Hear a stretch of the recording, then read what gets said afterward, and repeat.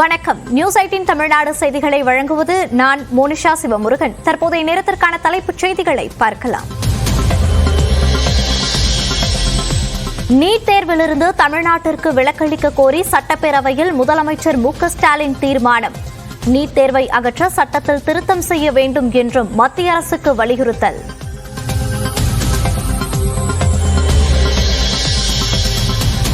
நீட்டிற்கு எதிரான முதலமைச்சரின் தீர்மானத்திற்கு பாமக ஆதரவு. எதிர்ப்பு தெரிவித்து வெளிநடப்பு செய்த பாஜக உறுப்பினர்கள். இப்போது சில முறைகேடுகள் நடந்திருக்கிறது.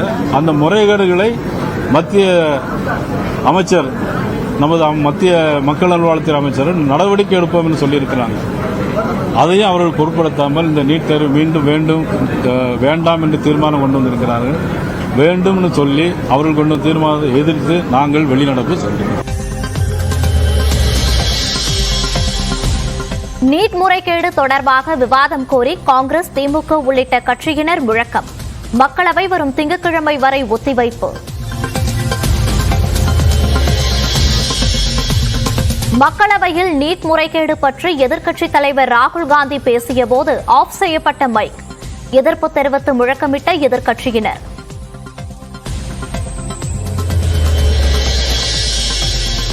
தற்போது நல்ல தலைவர்கள் தேவை என தமிழக வெற்றிக் கழக தலைவர் விஜய் பேச்சு. நன்றாக படித்தவர்கள் தலைவர்களாக வர வேண்டுமா வேண்டாமா என மாணவர்களிடம் கேள்வி. நல்லா படிச்சவங்க அரசியலுக்கு வரணுமா வேண்டாமா? உங்களை தான் கேட்கிறேன். நல்லா படிச்சவங்க அரசியலுக்கு வரணுமா வேண்டாமா? நல்லா படிச்சவங்க தலைவர்களாக வரணுமா வேண்டாமா?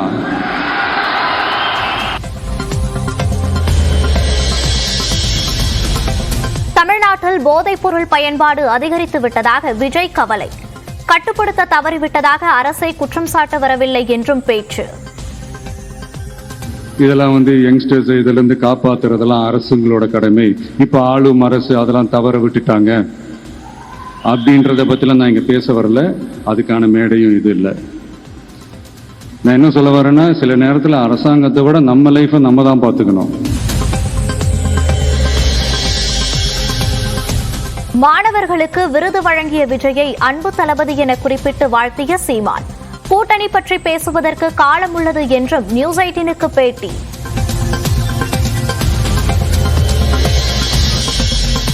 இருபத்தொரு மாவட்ட மாணவர்களுக்கு கல்வி விருதுகளை வழங்கி வரும் விஜய். சிறப்பிடம் பிடித்த 9 மாணவர்களுக்கு வைர மோதிரம், வைரக்கம்பல் வழங்கினார்.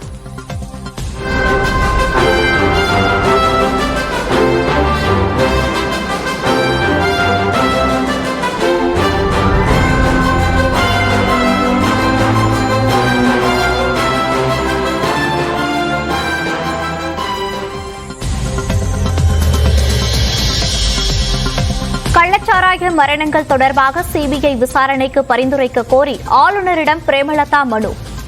கள்ளக்குறிச்சி மரணங்கள் குறித்து ஆளுநரின் பேச்சில் கவலை தெரிந்ததாகவும் பேட்டி. கடலூர் மாவட்டம் திட்டக்குடி அருகே வீட்டிற்குள் புகுந்து கடித்து குதறிய நாய். பிறந்து 1 மாதமே ஆன குழந்தை உயிரிழப்பு.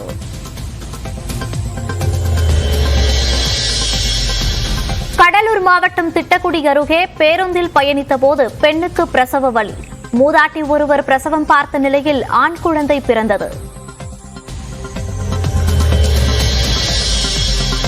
தலைநகர் டெல்லியில் வெளுத்து வாங்கிய மழையால் சாலைகளில் வெள்ளப்பெருக்கு. வாகனங்கள் நீரில் மூழ்கியதுடன் சாலையிலேயே பழுதாகி நின்றதால் மக்கள் அவதி.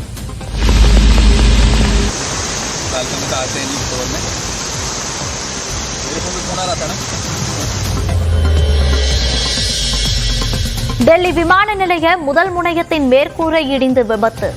6 பேர் இடிபாடுகளில் சிக்கிய நிலையில் ஒருவர் உயிரிழப்பு.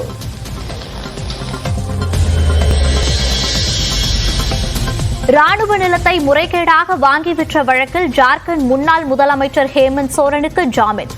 அமலாக்கத்துறையால் ஜனவரியில் கைது செய்யப்பட்ட நிலையில் ஜாமீன் வழங்கிய ஜார்க்கண்ட் உயர்நீதிமன்றம்.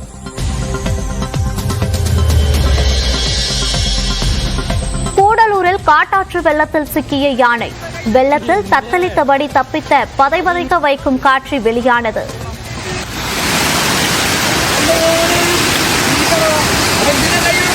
പിന്നെ അത് ഇങ്ങട്ടാട്ടോ.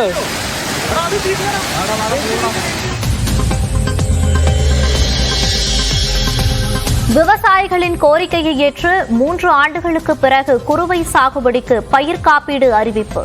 ஜூலை 31ஆம் தேதிக்குள் பதிவு செய்யலாம் என விவசாயிகளுக்கு தமிழ்நாடு அரசு அறிவுறுத்தல்.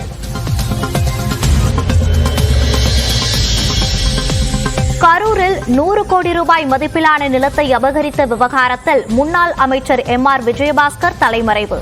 கேரளாவில் உள்ளதாக தகவல் வெளியான நிலையில் அங்கு விரைந்த தனிப்படை. நீட் தேர்விலிருந்து தமிழ்நாட்டிற்கு விலக்களிக்க மத்திய அரசை வலியுறுத்தி சட்டமன்றத்தில் முதலமைச்சர் மு.க.ஸ்டாலின் கொண்டு வந்த அரசின் தனித்தீர்மானம் குரல் வாக்கெடுப்பு மூலம் நிறைவேற்றப்பட்டது.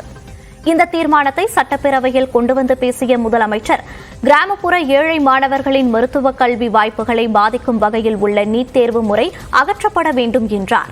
தேசிய அளவில் நீட் தேர்வை கைவிட தேசிய மருத்துவ ஆணைய சட்டத்தில் மத்திய அரசு திருத்தங்களை மேற்கொள்ள வேண்டும் எனவும் குறிப்பிட்டார்.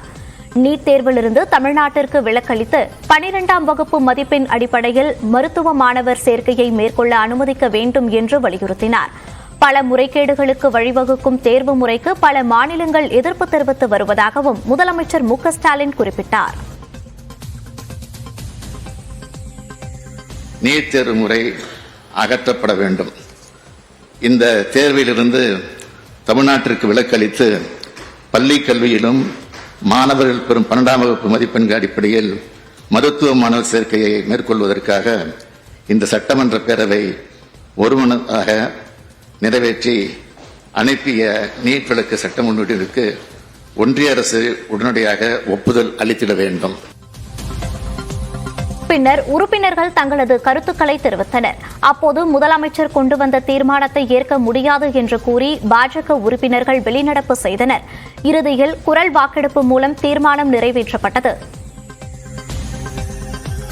தமிழக சட்டமன்றத்தில் கொண்டு வந்த நீட் விலக்கு தீர்மானத்தை தாங்கள் ஏற்கவில்லை என பாஜக எம்எல்ஏ நயினார் நாகேந்திரன் தெரிவித்தார்.